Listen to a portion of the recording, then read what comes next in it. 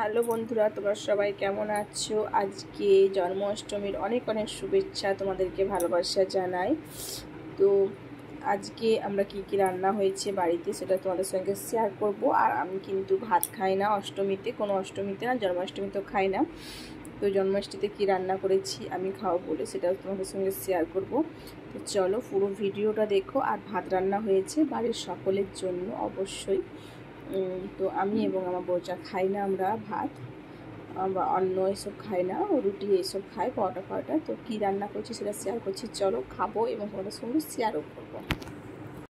তো আজকে রান্না হবে, তো ভাত হচ্ছে উনুনে, আর এটা হচ্ছে আমি আদা দিয়ে মশলা করছি, ঘুগনি হবে, যে আলু সিদ্ধ করা আছে আর মটরও সিদ্ধ করা আছে। তো দেখো ঘুগনিও রেডি, পরোটাও রেডি। তো প্রচণ্ড পরিমাণে খিদে পেয়েছি, তো খেতে বসে গেলাম। ভিডিওটা কেমন লাগলো কমেন্টে জানিও।